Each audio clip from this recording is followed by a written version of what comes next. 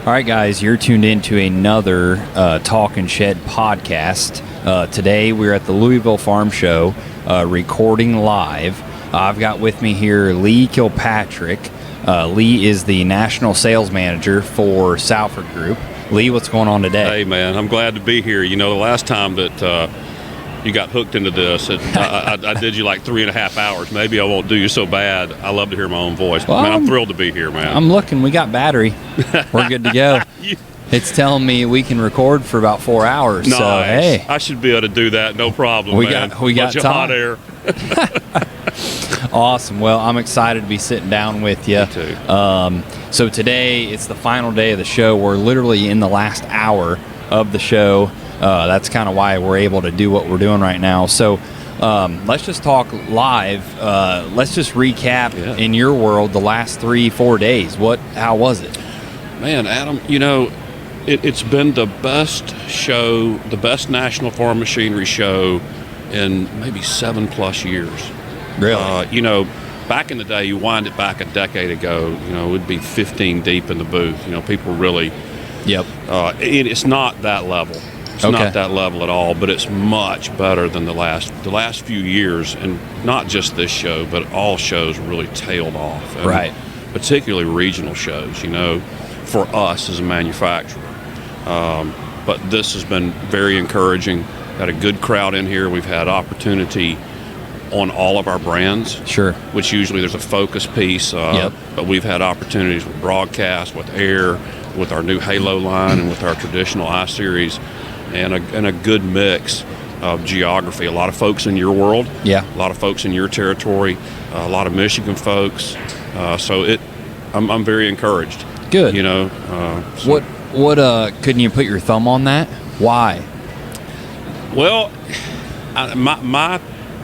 my speculation is that whenever you tell Americans they can't do something, or they shouldn't do something, we're going to do it. You don't tell us that, right? You know, you don't. True. You don't just because, you know, we had a show last year. Yep. And it was good. It was better than it had been, but it's just kind of interesting. I still see, Adam, that I don't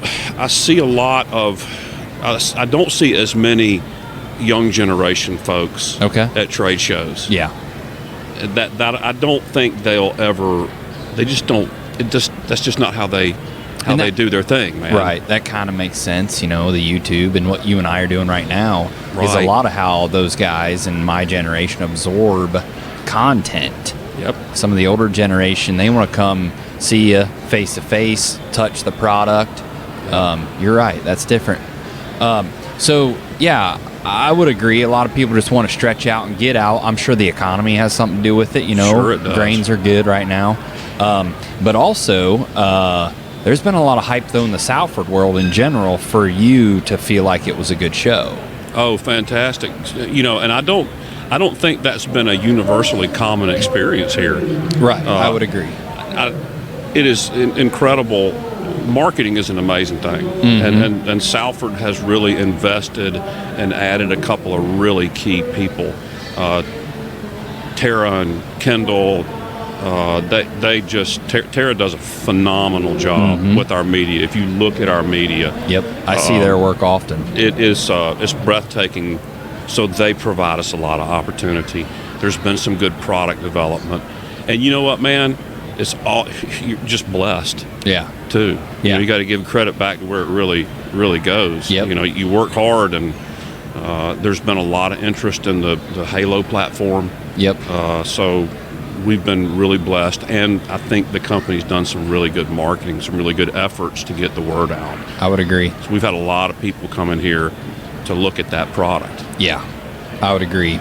Yeah, I mean, rewind to the last time I roped you into a podcast a year ago. We were sitting in almost the same seats. Yeah. And we were talking about the hype behind that VRT. And I said, man, I think it's going to be good, but I haven't seen it run in the spring. That was 2022. Today, I've seen it run in the spring. I've seen it run in an extra fall. And the hype's real. Man, I don't have to tell you that.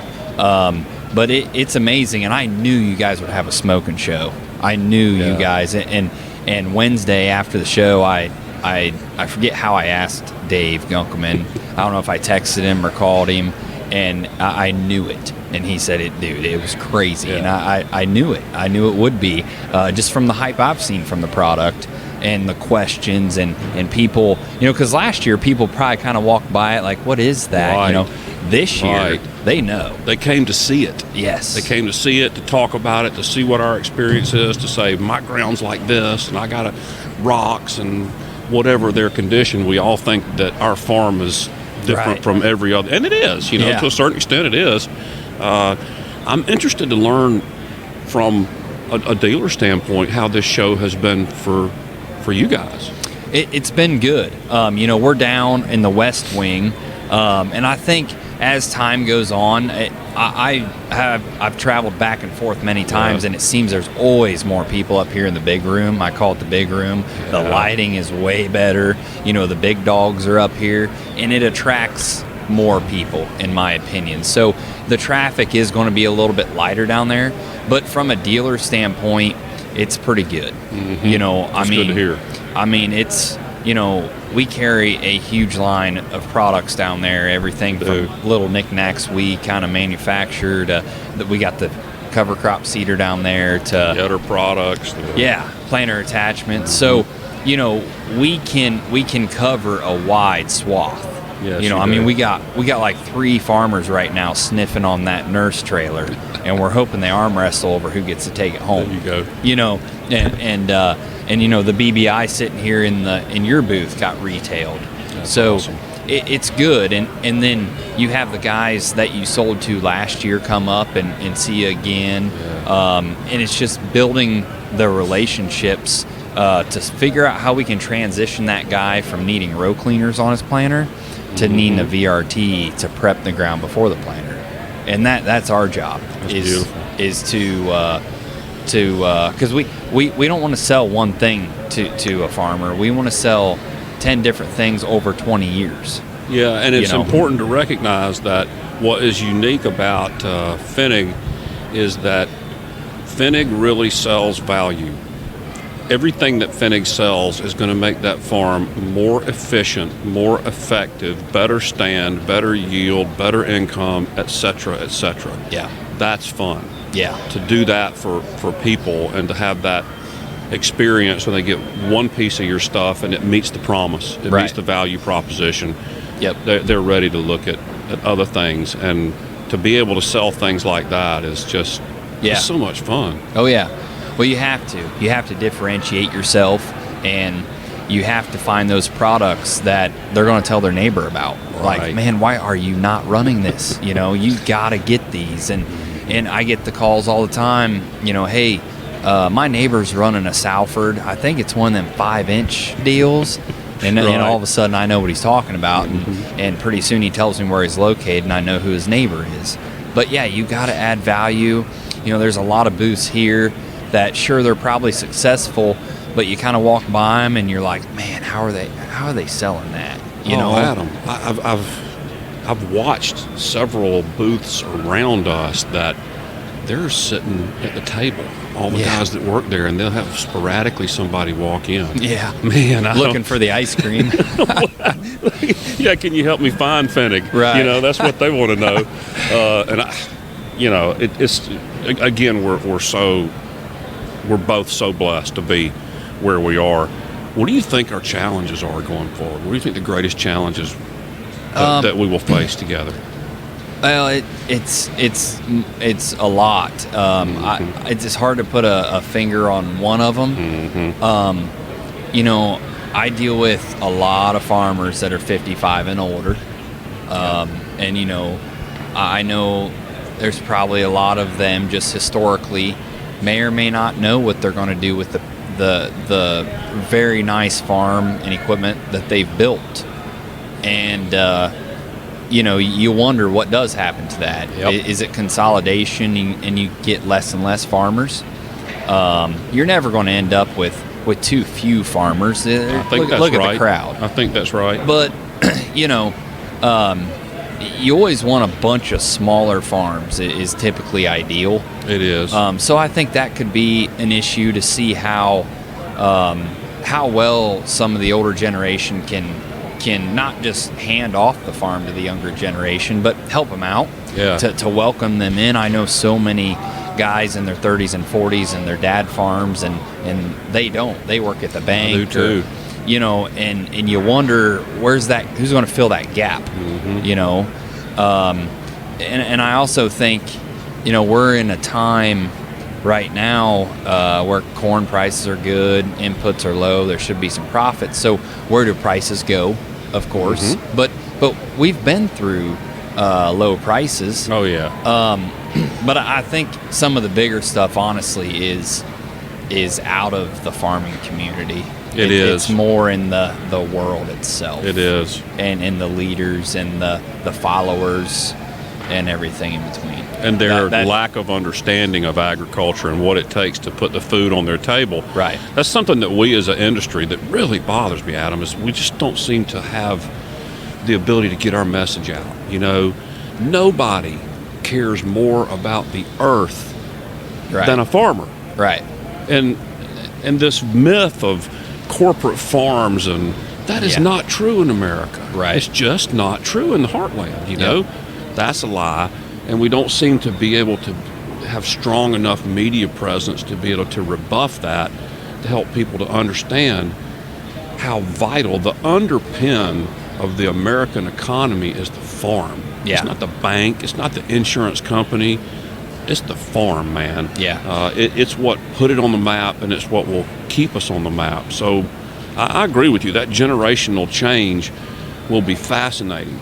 Yeah. And we'll see things, you know, and that's one of the things I think about with our equipment. If we build better equipment and we make farms more efficient and we make it work better and easier, is it more attractive to a younger generation?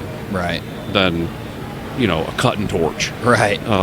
Yeah. I hope so. I hope so. And that their dads make money and have a good lifestyle. Right. I think you hit it on the head. I think that's something nobody's talking about. And I think things like Talking Shed are very important.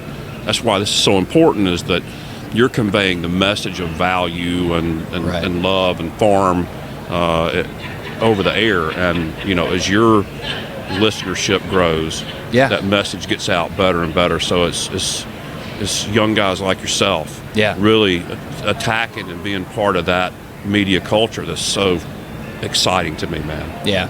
Well, the whole purpose of the podcast is to give everyone, I'm not talking customers, I'm not talking just people here today, I'm talking everyone, kind of our backside story. Right. You can see what Salford has on their YouTube channel, you can see what I'd have on our YouTube channel, but there's more to it.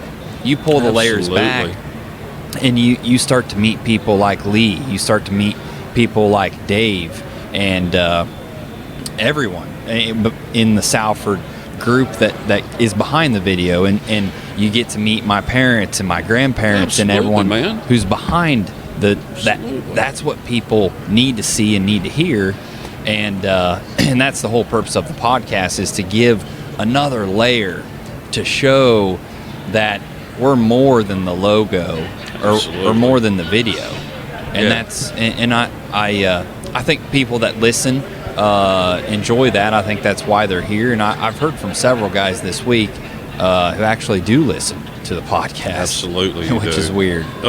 Yeah, it kind of is, isn't it? I mean, it's surreal. Yeah. You know, it's not weird because the content's great, but it is a little bit surreal. Yeah. You know, and there's a whole nother scale too. Like when I sell something, what I try to make myself think about is that 500 people that work for Salford.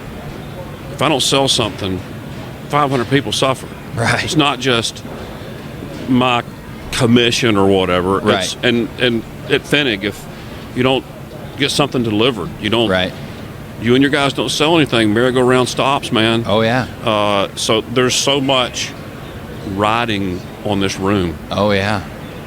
For all of us, for our economy, for our farmers. It's cool to be a part of. Oh yeah, it's so fun. I've been on it creeping up on like 10 years, I think, and it's just so amazing how you get those contacts saved in your phone, and more Yeah. and more, a number that shows up has a name to it rather than a number, and they're a customer. Yeah. It's not just your wife or your dad. It's a customer, and he's saved in there. You know. Yeah. And as every year, there's more and more of them. There are. And every Adam. year, I can walk less and less in this room without getting stopped. 100%. You know, 100%. and that's great. That's good. There was a guy this morning that came in. His name is Joe Bischoff. And Joe is a Kentucky farmer. And 18 years ago, I sold him his first spreader. Oh, yeah? And 12, 14, we're two old guys, so we had to sit down and put the time frame together. So maybe 14 years. It was a ground wheel drive. Then I sold him a big hydraulic, and still got those machines and still run. They paid for themselves 7 times over. He's been able to apply his material his way, at his rate, at the proper rate for agronomy, on time, for almost 2 decades now. Now I love that, man. Yeah. I really, I live for that. I mean, not every story is like that. Right. You know, they're not all cake and candy, man, but that one was pretty special. Yeah. I haven't seen him in 8 or 9 years. Yeah. You know? Yep. That's what's cool about selling something good. Yeah. That has an effect, on people's pocketbooks, and still runs them, still, and you're obviously getting into that groove too, where you're seeing these people that have been running your tool for 8, 9, 10 years now. Yeah. Yeah, and I'm thinking, you want to trade that thing? No, it ain't wore out yet. It's like, son of a gun. You know? I got a bigger one. Yeah. I got a smaller one. I got a different one. Yep. Yep. Oh, that's good, man. That's good. Yeah, it's it is great to see that, and then of course I talked to all the guys that Dad sold to. Oh, good Lord, I bet. And it comes full circle, but yeah, it's a great feeling, and there's nothing to hide when you sell something that's so great. Right. It's just like even the used equipment. Just take a picture of it. If it's a little bit dirty, who cares? That means it works. That's right. And it is what it is. Come look at it, and you ain't gonna find nothing wrong with it. Right. I'm not. Everything I ever sold wasn't 100% perfect. Right. But on balance. Right. I never left one hanging. Right. But on way far on the balance to 97, 98 percent. To be able to do that is really fun, because I'm not in the position to be able to farm, but it keeps me close to it. Right. And the things that I learn and the things that happen they're a lot of fun. I mean, most days are pretty doggone good, Adam. Every now and then there's one that's not so so special. But yep. And it's right when you think things are rolling too. You're like, man, things are going good. Everything feels right, and then boom, those 3 phone calls hit you in a row. And just an hour ago, I was having a minute. Exactly. I was having a great minute. Exactly. You ain't allowed to have that for very long, and it comes and just smacks you. And you got to find it every day. Yep. What do you do to get yourself rolling every day? Do you have a routine that you like? Out of the blue question. Well, today my routine is taking my boy to school. Probably is my routine that gets me rolling. I wake up at a pretty decent time, and my boys follow right after. And sometimes, depending on the time of year and the situation at home, sometimes I'll sneak out of the house early and go get some stuff done. Yeah. Whether it's on my farm or at the shop. But lately, it's not a good day unless I get my boy to school. I like that. I mean, it just, because I put them to bed at night and they ask me, you going to be here in the morning? Like, yeah. Planning on it. Yep, we'll be. Planning on it. Man, that's awesome. That's awesome. I've told you this before, that some of those years were really hard for my wife and I. Yep. But, man, they passed like blink your eye, and they're driving out of the driveway. Yeah. And and like everything else in life, not everything's great, but on balance, man, experience of a lifetime. Yep. To be able to be with your kids is greatest blessing of all, most days. Yeah, right. So, that right now, that's what, it's not a complete day if I don't do that. So I try to do that. Other than that, no. What about you? I'm sure you got some, though. Well, you're like David Goggins. You know Goggins? Big time. Listen to him all the time, and I'm kind. You don't cuss as much as him. What's going on? No, well, I wouldn't do that on the Talking Shed, but I do occasionally use sentence-enhancing words. Adam, I'm going through a period of time in my life right now where I'm struggling with that. For years, I was a 4:30, 5 o'clock, rise up, get my exercise in. Yep. And about 2 years ago, I started having shoulder problems, and I've got to get back in my. That's the reason I asked that question. Is I've gotten out of my morning routine, man, and I'm in this. I'm inconsistent. Yeah. And it makes for inconsistent days. Yeah. And I've got to find my way again, because the morning really sets the tone for the day. In those years when I was really disciplined, I had freedom. Yeah. Because of that discipline. So I've got to find my way again. I'm not carving the morning well right now. Yeah, everyone's got their own deal, whether it's running or maybe it's not even exercise at all. Right. It doesn't have to be. It doesn't have to be. Sure, it'd be great, but... And I know I'm running on borrowed time, too. I spent all those years exercising, and I'm doing a little bit, but nothing like I did, which is every day, very consistent, heavy, hard, fast. I know that you put some money in the bank physically, but that money runs out. Right. Right. I still got a little bit left at them, but I know that, this spring I've got to get back on the horse. So hopefully next time we talk, I can share with you a whole new morning reality. Yeah, right now I'm lost, man. I'd love to hear it. I kind of have the morning routine with the kids, and then an evening routine. At some point, you do. At some point in the evening, I like to just find out all the information that happened in the day that I missed. Oh yeah. Whether that's I'll hit Twitter a little bit, and I'm not a scroller. I don't want to sit there and just dead scroll, but I'll check out Twitter a little bit.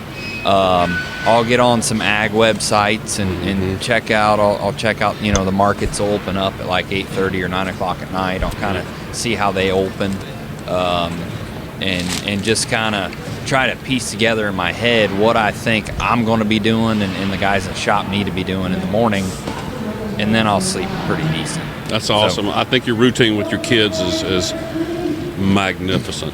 Yeah. My wife and I were really good at that, and the dinner table was really important to us. Yeah. And I got to unwind a lot of junk they got taught at school. A lot of stuff, because we put the phones up, and everybody around the table talked about their day and what went down. Yep. And I wouldn't trade $1 billion for that. Yeah. I wouldn't trade anything for that time that I spent with them.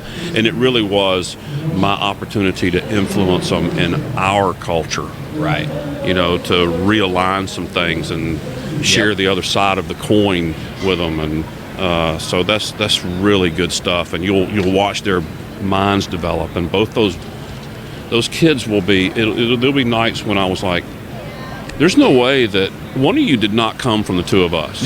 You're so different, right? Yeah. And you think so. My daughters still think differently. Right. Oh yeah. So we're all individuals, and to consider that is an amazing thing. The two boys I've got here today, Luke and Lane, they couldn't be more opposite. This fall, they both started playing soccer, just kick around soccer. Yeah. First game, Luke goes out there plowing kids over and doing a good job. Literally within the first 30 seconds, Lane was crying, walking off the field. He was done. He hasn't played soccer since. Someone tackled him.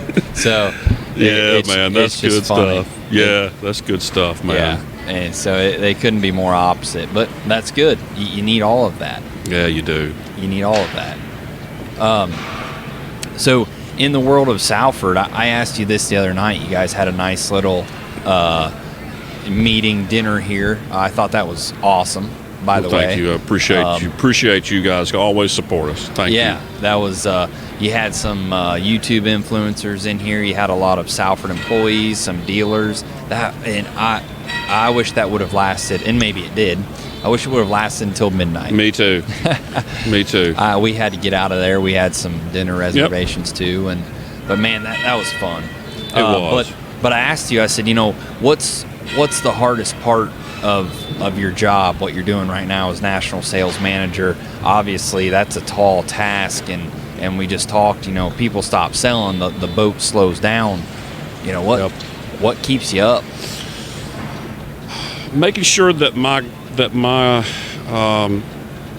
the folks that I'm responsible for are supported, that they have what they need, that they feel loved and appreciated, and that I don't miss being grateful for them, that they, all of these guys are remote.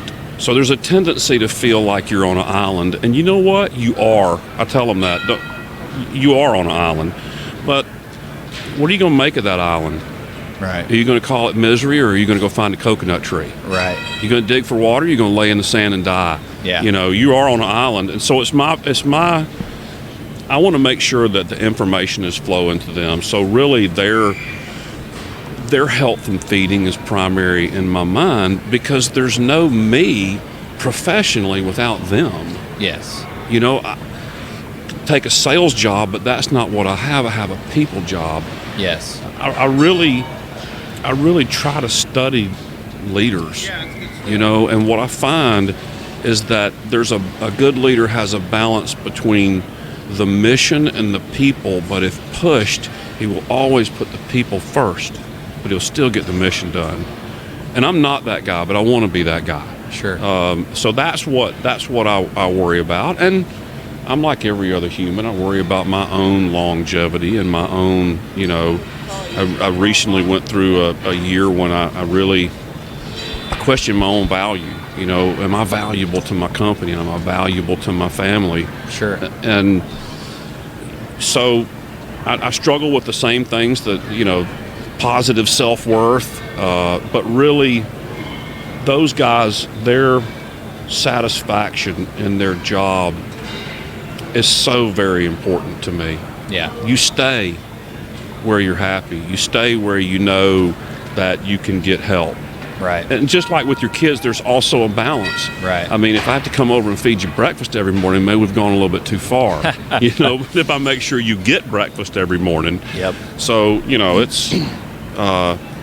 it's taking care of myself, my family, and my guys is really, really paramount to me. And,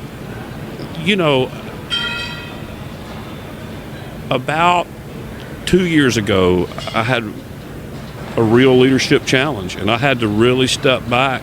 I had some unhappy folks, and I made them unhappy, So I really had to step back and look at myself in the mirror and say, okay, what part of this is yours? Well, ultimately the answer became all of it is yours. So that has become the answer all the time now. Own it. All of it is yours. You're in charge. Right. You're responsible for everything. So that's been a little bit of a change in me. But I well, when you're pushing your sales guys and they hopefully they know the product. I hope. Yeah. So what is it that you think is the most important? Not to get dialed in on just Lee leading his Salford dealers, but in the world when leading people, I'm in a similar boat. I try to be the director and the go-to guy for most of our remote sales guys. You are. And I want to be. I will get the most frustrated when something happens and they don't ask me. Like you didn't call me about that? Yes. Like I would have helped you immediately. Yes. So what is it? Boy, it's a hard question. And there's maybe not one thing, but because I've found it's really some of the smallest things that you overlooked sometimes think, well, does he know the prices? Can he talk fluently with a customer? Mm-hmm. It's typically not those things. Mm-hmm. It's typically, I don't know, does he know who to call if this happens? Or that's a big deal. I don't know what it is. And there's not just one thing. That's right. But what are some of the things that you really feel help pushing your guys? And that's a great question, because I got to push them. That's part of my job. Everyone needs push. I've got to push them for goals. I try to separate out employee and financial goals. Like, each one of my guys has a different strength and weakness. Not a one of them are alike. There's things that are alike about this guy and that, but they all. So I try to focus on what I know is their weakness. Sure. If a guy won't close, then we spend a lot of time with that. And in the end, I'll wear him out about that, and play role play games with him and go out and show him the close. So I try to look at what do they do well. Some guys can't negotiate. Some guys really don't do a good job of scouting new dealers. Every one of them has got a strength. I got a guy that's a super scout, but he's not a detail guy. Once he gets a guy, it's hard for him to keep a guy satisfied, because he's going on the hunt again. Sure. Well, slow down a minute, man. It's time for a different game. Yeah. And it's interesting, Adam, Linamar, Salford was bought by Linamar in June, and we're seeing some really cool structure coming to our goal setting, which I think is very important. We've always set goals, but they have a specific structure and an accountability standard. Really? Yes, they do, which is very, very cool. That's the only way you get anything done. I mean, nobody likes it, because you have to sign the name up to what you said you were going to do. It ain't supposed to be easy. It ain't supposed to be easy, but if you can't do that, so that's cool. I look at I try to separate out a piece for them that is just for them, that you need to learn to close, or you need to, whatever it is, you need to write better emails. And then I look at a financial piece for them, like, what do you want to make? And how are we going to get you there? And then I look at a personal piece for them. I have a guy who needs more time at home. I have a guy who needs more time on the road. So I try to separate that out, employee, financial and personal, and try to poke out of them one or two things that we work on every year.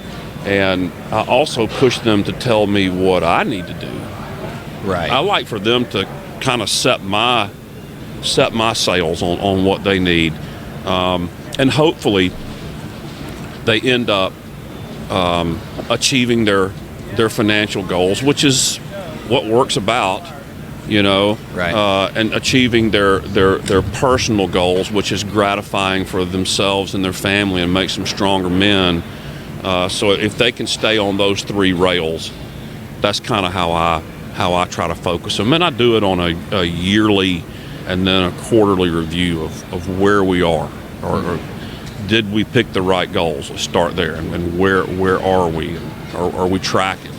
And I think those things, hopefully, they lead to happier people. Well, if nothing else, it'll at least square everyone up. Mm-hmm. Of what I think getting down to the nitty gritty and getting personal with them and asking them those questions mm-hmm. that you just talked about. What are your goals? It's okay maybe to some people if they didn't achieve all of those goals, but at least you know what the goals were, and now you can figure out why they didn't happen. That's exactly right. Effort matters. And you know what, Adam? If they don't reach their goals, that's probably my fault. Truth be told, maybe I didn't push hard enough. Yeah. Maybe I didn't do. I mean, I accept responsibility for them not, unless it's just some blatant stupidity, man. Sure. Even that is my responsibility. That means I have to act. Yeah. So I need to know enough about them, and it's a funny balance. I need to be engaged with them to a certain extent. Then I need to let them go do their job. Yeah. Right. And their weaknesses and strengths come out, and Adam, one of the keys to my life is that I really have a good group of men that I'm surrounded by. Yeah. I'm not worried if everybody's getting up in the morning. Sure. Or I really never give a thought to somebody's not working. Yeah. I don't have that guy on my team anymore. Yeah. They out fishing. Yeah. I mean, and our rule is pretty simple. You can go to Disneyland, you can go fishing, but for God's sake, tell me. That's all I want to know, because I'm gonna cover you. I got you, man. Yep. You're not gonna be able to fish for the next 5 days, but if tomorrow morning you need a break and you need to go hunt, just tell me. Mm-hmm. We don't need to talk about that. I need to take care of you. Mm-hmm. Turn your stinking phone off for a little while. Send your calls to me. Let's figure out how to get you covered. That's all I want, and those guys deliver that to me consistently, and I have to just about make them take vacations. Yeah, and that's an important part of life. Something's right there then. There's something right about that, but there's something wrong about that. I really want them to have a family balance. Yeah, I really do, and I want them to take a vacation, and I want them to turn their electronics off. But you know what, Adam? That is not the way that an ag sales guy works, because that's not the way our business works. It's not. Unfortunately, I've never been able to conquer that one. And it is one of the my favorite part of my jobs is I can my wife and I can go to Amelia Island, Florida, and I will sell as much there as if I went to the shop at Coldwater. Phone's gonna ring, I'm gonna answer it. If I don't, I'm gonna call him back when it's convenient. I'm gonna text, and I can talk to guys and they'll be like, "Are you? Why are you whispering?" Well, there's a deer out here at 40. What? What are you talking to me for? It's like, well, why not? And so that is cool. In the times that we're in right now, when things are going pretty strong, and you've got your guys clicking and VRTs are selling, do you ever find yourself getting comfortable? Yes. That's a bad moment. That's a dangerous moment. Yeah. And when I do, I slap myself, because there's no place to be comfortable. If you're not moving toward the puck, if you're comfortable, you are not skating toward the puck, man. You're sitting on the ice. Yep. And so, yes, I do. And at the same time, I really try not to let myself focus on the day the merry-go-round stops. You can't think about that. A lot of people lose the joy of the good times worrying about the bad times to come. They're coming, man. Oh, yeah. They're coming. You can't stop it. So why are you worrying about it when you don't know when? So for me, it's been trying to learn how to enjoy both. Yeah.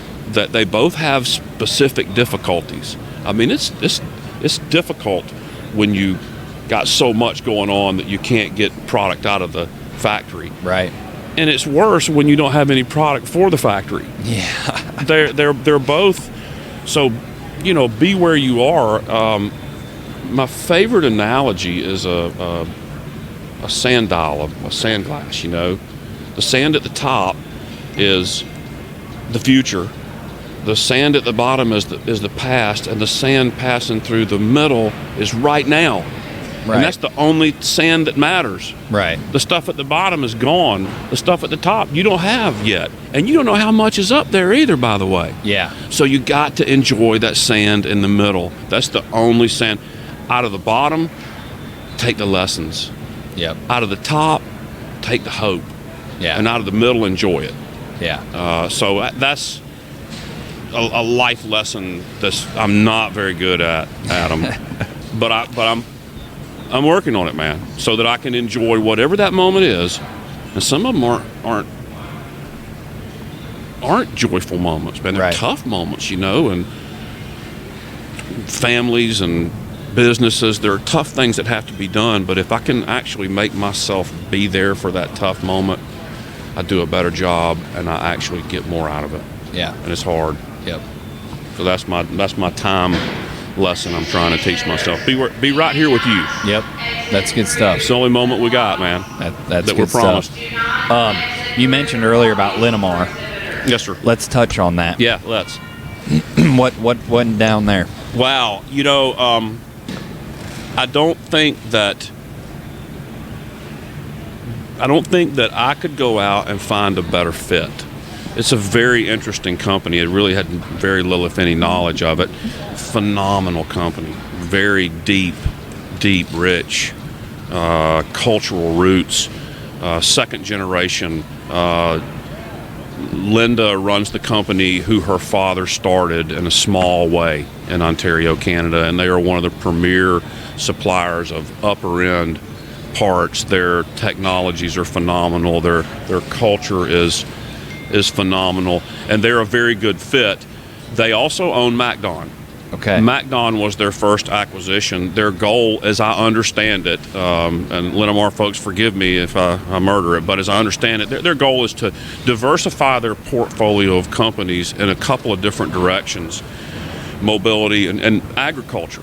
And I expect them to be a real mover and shaker in the agriculture business. So in June, Linamar purchased Salford from Gen X Venture Capital, and it's been I think it has had a lot of impact in the accounting and some in the management, but for us it hasn't had a huge impact in the areas of our benefits are better. Our benefits all of a sudden, and we had good benefits before. Benefits are better. The culture that they're injecting, their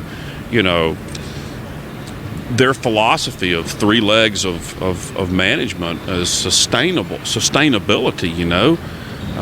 The direction they're going is far-reaching. They're not through yet. I've already seen. This week we got an opportunity to sit down with a handful of the MacDon TMs and just exchange some best practices. Just talk about what works and my God, I learned several things that I'm not going to share here because they're my secrets now.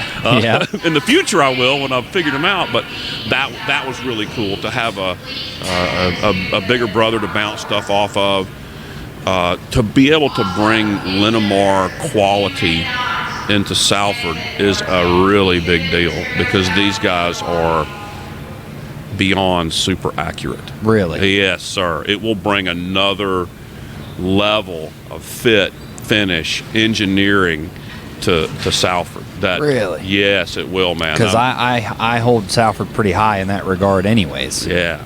And I do too, from seeing where we came from, but also knowing that there's more to go. Really? That things can be better, and that so I'm truly excited about it. We didn't get bought by so let me be selfish for a minute. We didn't get bought by an OEM that already had a sales force that looked at Lee and his guys and said, "Hey, we're good. Nice knowing you. We're good," or something like that. It was there's a strong sense in my heart that they find us valuable, and that as long as we have to produce. Whoever owns you have to produce. Yep. And that's relative to the market, right? You have to produce, and when you're not producing, if you're in a sales role and you're not producing, you're going to be replaced. Yeah. You're going up or out. That's the two directions that a sales team can go. Yep. But my sense is that they do hold us valuable, and that's very encouraging. And my sense is that they will bring a whole nother level of engineering to Salford. Yeah, our engineering is very good, but like I say, man, I'm already learning how to manage my team better and how to. I've already learned from our partners there, so I think. Like I said, I don't think that I could have picked any better situation to be, brought into. That's good. It is. It's very encouraging. And that's comforting to hear as a dealer. When you see the email and hear it. Oh, that's got to be like. You're like, oh boy, here we go. But honestly, as a dealer, I haven't seen a thing change at all. Good. Which is good. Good. So I'm glad to hear that, and it sounds like a great company. Well, and Adam, if we do it right, you'll just see it. Sure. It'll just be better. It'll just be, bringing products to market faster. Maybe new products, different products. New directions, new, it's going to be, it has been exciting. And I too, when I get that email, it's... You mean you weren't there? You didn't broker the deal? No, they didn't ask me in for the... I was kind of brought in at the end. No, they really didn't ask for my expertise there. I probably could have helped them, Adam, but, it's not in on that. But it's been just another piece of the journey, man. Yeah. Being owned by venture capital had its own interesting... my guys would ask me, hey, you think we're going to get sold? There is a 100% chance. Yeah, we better. We make this good, and it's just another, interesting journey. Adam, it will become more corporate in nature, and we've made some moves that way over the last couple of years. We're, in terms of, custom work or... we just don't have that flexibility anymore, and that's unfortunate. Yeah. Because there's some fun in that, and it's also fortunate because that means you've grown your business to the place where, we're tapping down options and models for financial reasons just makes sense. Yep, and just cleaning stuff up. I mean, we've seen a little bit of it there, with what we're doing, stuff that we used to do all the time to let's rob this from this, and no. And when you do stop at it, you look back and things are just cleaner. Yeah. On paper. When you get done with it. Yeah. On paper and everywhere. Yep. So, yeah. Decisions like getting out of the traditional plow business. Yeah. I got a guy in Bucyrus, Ohio that would argue that he bought that last plow out. I know a lot of people that would. Yeah. And Maine, potato guys. I mean, there's still, but in the overall scheme of things, what can I do with that capacity? Right. What can I put it into? Got products that are exponentially bypassing that in volume, profitability, market share. Coming from growing a little nut into a pretty good size oak, that's kind of hard, you know, but it makes sense. Yeah. It's what it's one of the things that we've done a good bit of and we'll probably have to do more of, you know, to use your capacity where it works the best. Well, when you bring in things like the VRT and the HSD line, you know, on top of the independent series, on top of the BBIs and the Magna Spread Pluses and the Valmars, you gotta make a hole, man. You got to go somewhere. So, and there's been a significant.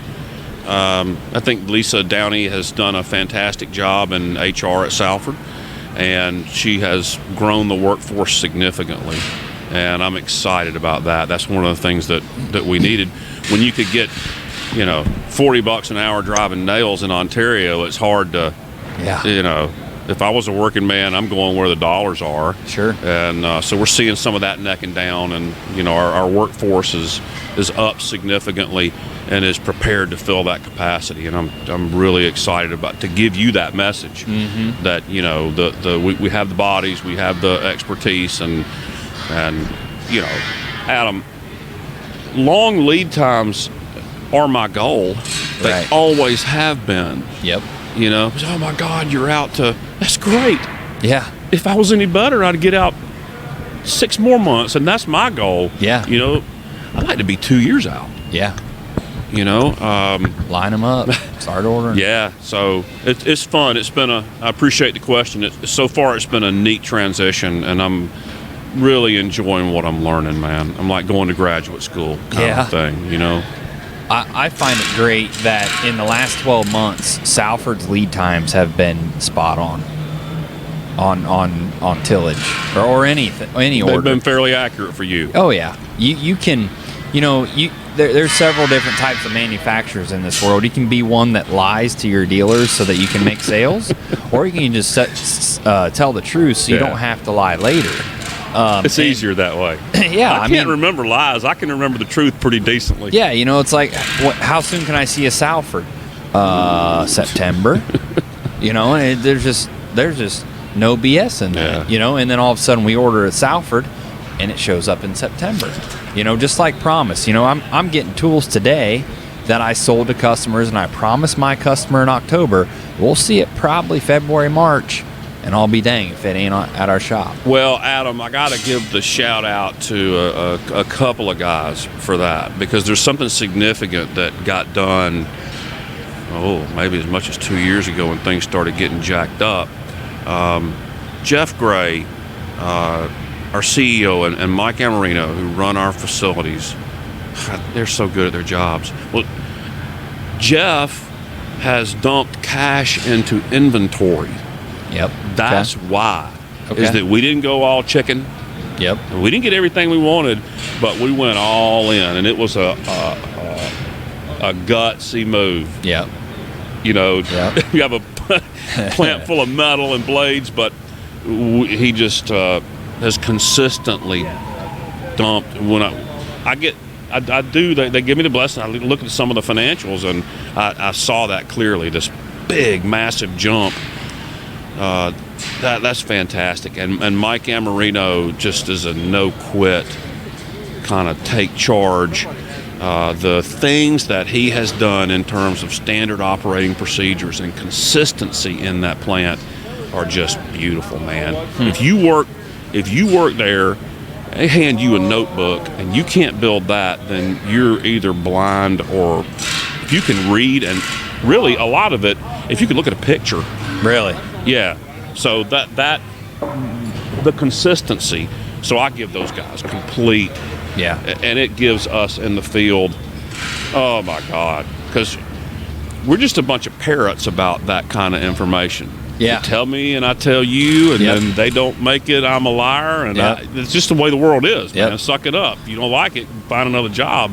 But so far I believe they've done a really neat job, and I give those guys the credit for that, for sure, and on our other plants too. It's just that Mike's at the top, so I get the emails from Dave. You get the red boxes and the yellow and the green on the products, and I'm like zooming in on them, like, how many? 14, son of a gun. Well, it's a good thing we got 11 units on order. You know what I mean? So we work hard to keep that pipeline full too. You do, and the great message to other people listening in the dealer community is that you guys, you always keep your pipeline full. You have to. You have to, and you're always prepared to ship and move product now, today, and it separates you from a lot of your competitors, man, and always will. Yep. I mean, I like lead times too, to be honest, because we talked about the other night. It allows us to separate, because when we're out to September today on a tillage tool, every other dealer has to wait that long. Yep. Well, we pre-ordered back in September when you and Dave told me to. You did. And here we go. You did. Pipeline's full. We're ready to sell after a beautiful Louisville Farm Show. We're going to kick it out and do demos this spring. Yep. And we're going to be ready to retail right then and there. So all those leads, man. Yep. I don't have to tell you about that. You know all about it. No, I watch it, man, and I see it in your numbers, and I mean it's obvious. It's obvious that you get after it every day, and you got the tools in place to make good on the opportunities that are presented to you. Mm-hmm. And man, that's awesome. Yeah. Well, we enjoy it. We enjoy it. Salford's became a huge part of our business. And you ours. Huge. You ours. I mean, it used to be some cover crop seeders and 5200 every now and then, but man, I tell you what, our lot's painted red. If it ain't red, it's silver. Yeah, man. Yeah, man. It's great. So that's exciting. They make the best product out there, and it sounds like it's going to only get better. Well, I appreciate that, man. I mean, we have our days. We're not perfect by any means. We have all kind of flaws, and hopefully we just work on them. Because that's what you do as people, as companies, as families. Just work on them, man. Yep. And incrementally get better at it over time. Yep. Well, I think we're going to wrap it up. All right. Let me do one more thing. Okay. And what I want to do is I want to give just a shout out of gratitude to everybody that took their time to come over here to Louisville to visit with us this week. You have no idea what that means to me. It encourages me to continue to invest here. Yeah. My marketing and sales dollars. Yep. And so just thank you to customers, to other vendors, to everybody that made the National Farm Machinery Show 2023 what it was. Please come back. Yes. If you want us here, yep, you got to do what you did this year. Yeah. And I'm so grateful. Let's just stop with that's the most important thing. I'm just to all your listeners, all your friends, to you and your family. Yeah. I am so grateful for what transpired this year. It is so encouraging. And I need you folks to come back. Yeah. Spend time. Yep, that's great because without the attendance, you don't have the vendors, and without the vendors, it goes. You don't, and I'm just going to be honest that I've cut out the vast majority of my trade shows out of my budget. Yeah, and there's been times that I've really thought hard about this one. I can't come over here and spend this kind of money and not get anything out of it. Right. I don't have 10 days every year, which is what it takes me to do this show. Yep. If I don't get a return on my investment. Yes. And I don't think it's turned belly up, but it's been hard to find break even for a number of years here. Yep. And for you folks to come out here this year, you have no idea what a blessing and what an encouragement that is to us. Thank you. Today I came in later. I brought the boys down. We left at 7:45, so I got here at about noon. Mm-hmm. And the gate where you scan your ticket. I guess I don't know where you come in, but the gate where I scan my ticket over here by where the Cardinal used to be. Yeah. The restaurant. They had me parking right there. I could barely see the building. It's almost over the curve of the earth. I couldn't believe it. They weren't even letting any more cars in the roundabout. Oh, wow. In the bypass. Seriously? Yep, they shut it off. Yeah, oh, that was so encouraging. It was unbelievable. I came in here, and you walk up through here, and you can barely get from one room to the other. Yeah. It's so bottlenecked. You almost got to go outside. Yeah. It's unbelievable. Yeah. This show is unlike any other, and this year specifically. And I had a gut feeling after Fort Wayne Farm Show. Yeah, that was interesting because that thing was dead fish for a long time, man. It's been a good show for us just because of the local community that comes. Yep. But this year was just out of this world. Yeah, and that's what I heard. I had a gut feeling that this Louisville show would be awfully good, and it stood up to it. Well, your gut was right, so when you have investment advice or whatever, you make sure and share that with the rest of us, man. Yeah, well, let Salford, let's take them public, and we'll go. Well, they can get a piece of Linamar. Yeah, that's true. Which is Salford. That is true. Thank you for the honor of spending time, man. I never feel up to it, but I'm really grateful. I really enjoy our time together. Oh, I do too. And we're going to have some podcasts coming this spring. Okay. We might be reeling in some walleye. Yeah, we should do that. We're going to go fishing together here this spring. It ain't a should. Yeah, I'm tired of it. We will. I'm tired of talking about it. All right. We can either talk about it. You've already given me the date, so it's time for me to make it real. Mm-hmm. Real, literally. Yeah. Real. The boat is actually called Real Easy that we're going on. We're going on. Yeah. So I'm excited, man. So I'm excited. We'll share with the folks next time. Yep. Our stories. Appreciate your time. Thank you, brother. All right. Thanks for listening, everyone.